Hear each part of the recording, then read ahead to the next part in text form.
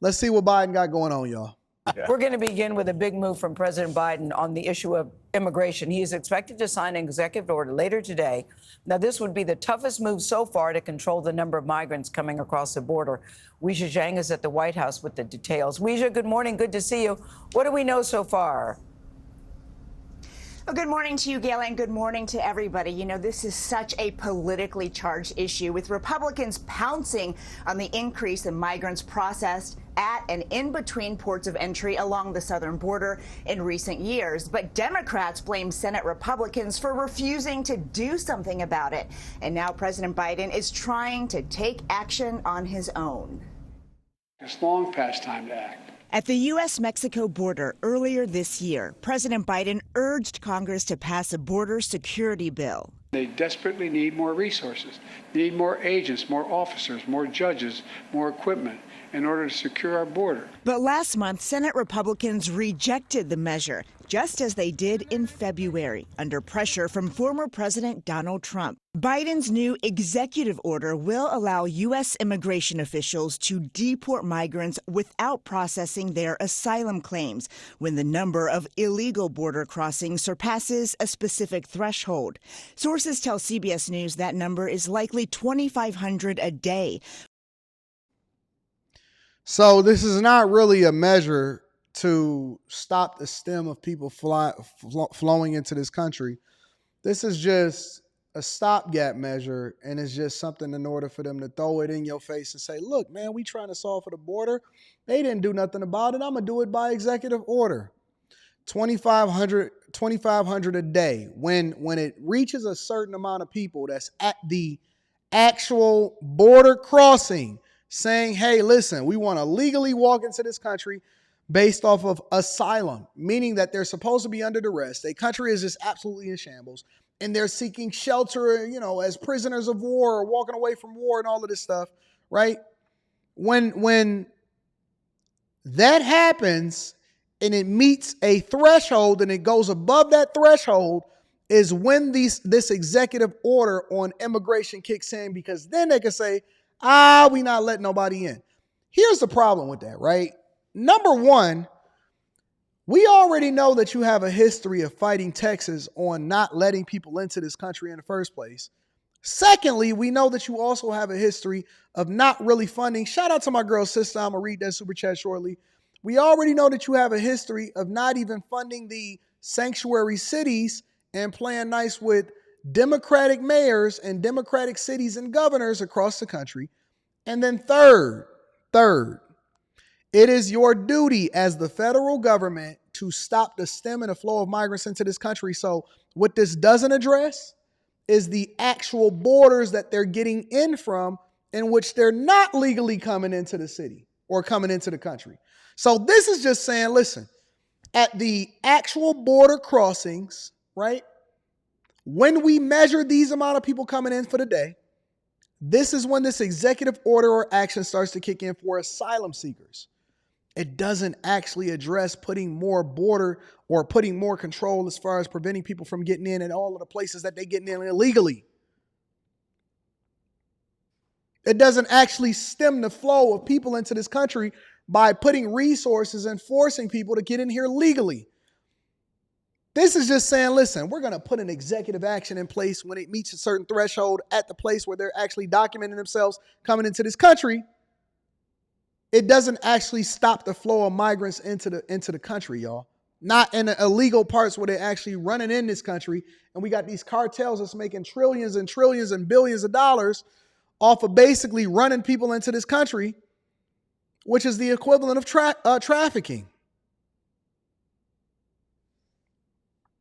Which means But this is CBS Morning, so let's take that into consideration too.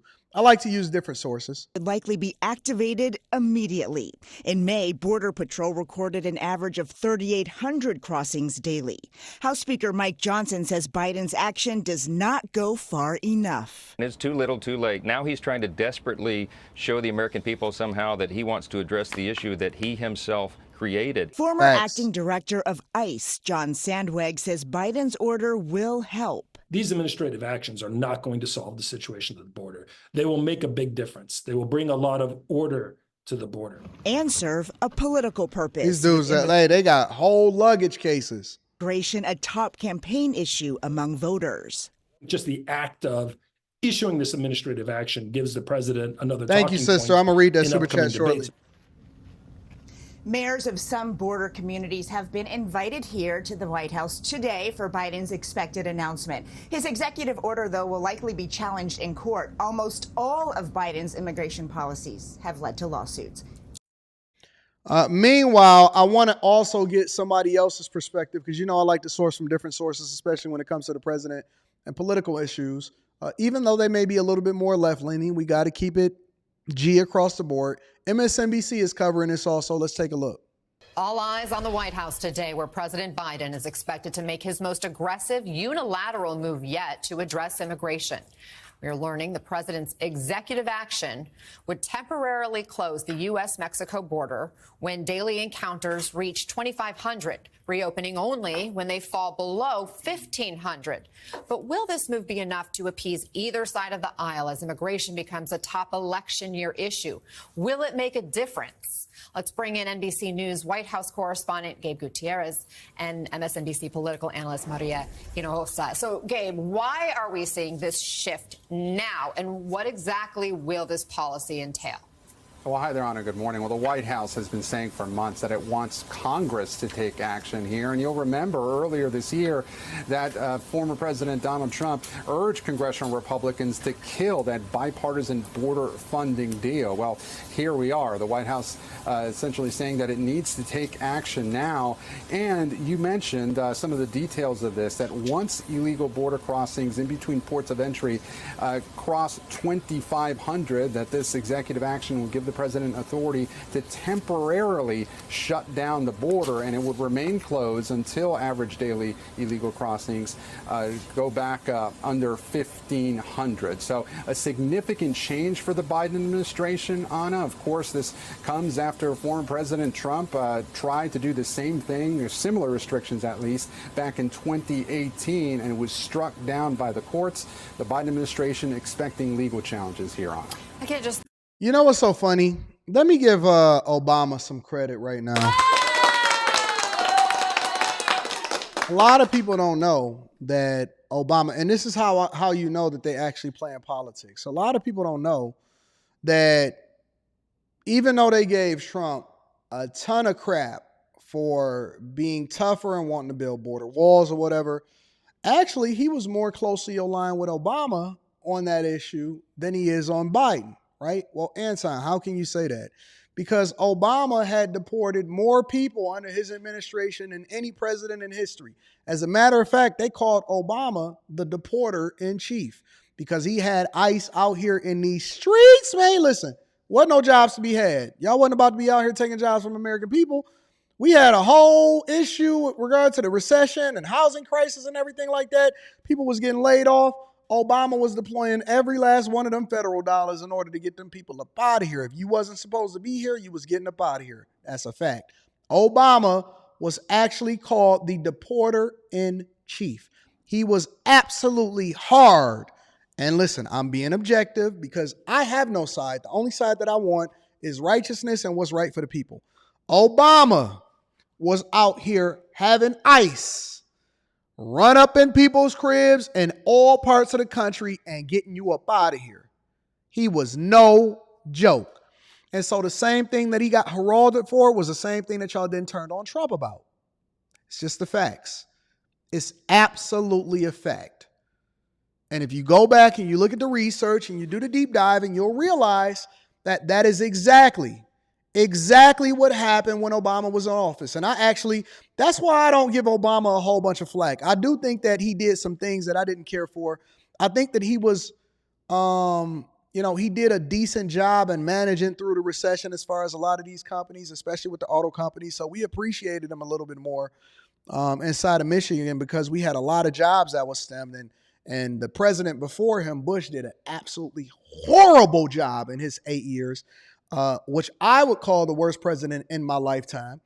Clinton actually helped contribute to what wound up being a recession and the housing crisis. And Clinton is actually the one that sold out American companies when we talk about the North American Free Trade Agreement and jobs moving overseas, especially the manufacturing jobs, which they're now having conversations about bringing a lot of these jobs back, basically for security reasons, not just because, they want you to have American jobs, because we don't manufacture really anything here anymore. We only assemble stuff.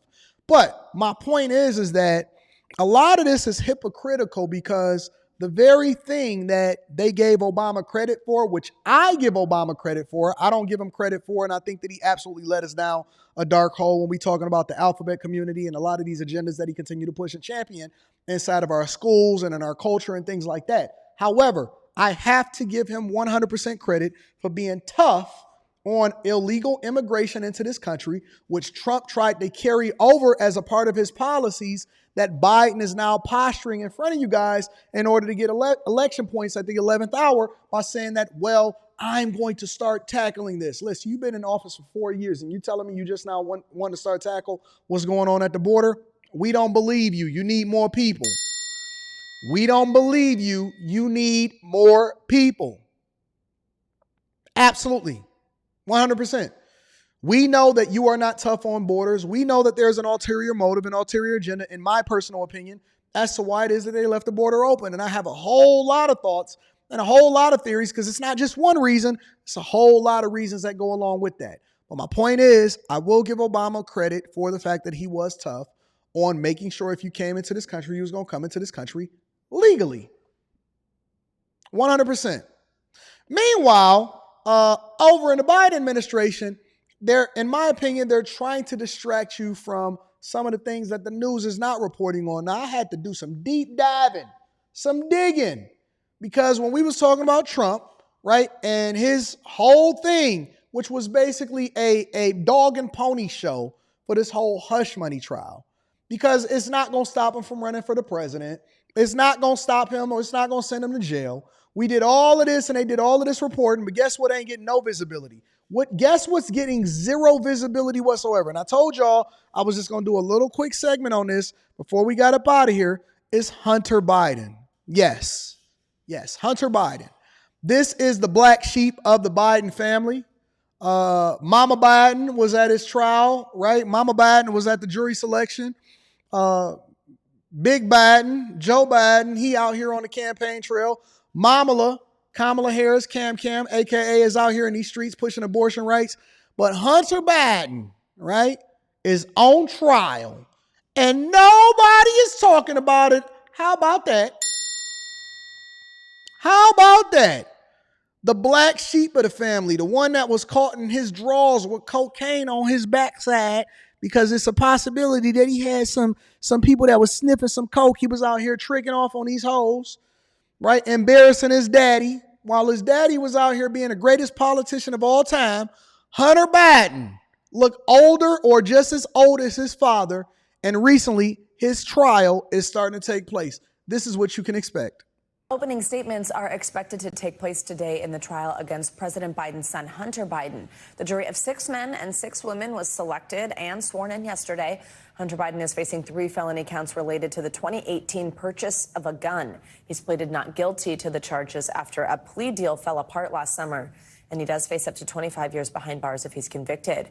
NBC News senior investigative producer Sarah Fitzpatrick joins us once again this morning from outside the courthouse in Wilmington, Delaware. Sarah, good morning. Let's start with that jury. They were selected yesterday in a process that was pretty quicker than expected. What do we know about them and how this went? Good morning, Savannah.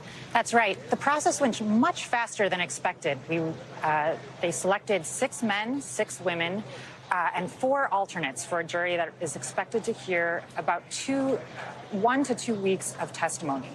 The jurors are a wide range, kind of a cross-section of American life. It's everything from recent graduates to retirees, a wide range of careers, and a wide range of life experience. And I think the key point that we saw in the selection is that these jurors all have personally experienced 2 issues, kind of 2 major themes that are going to be discussed throughout this case.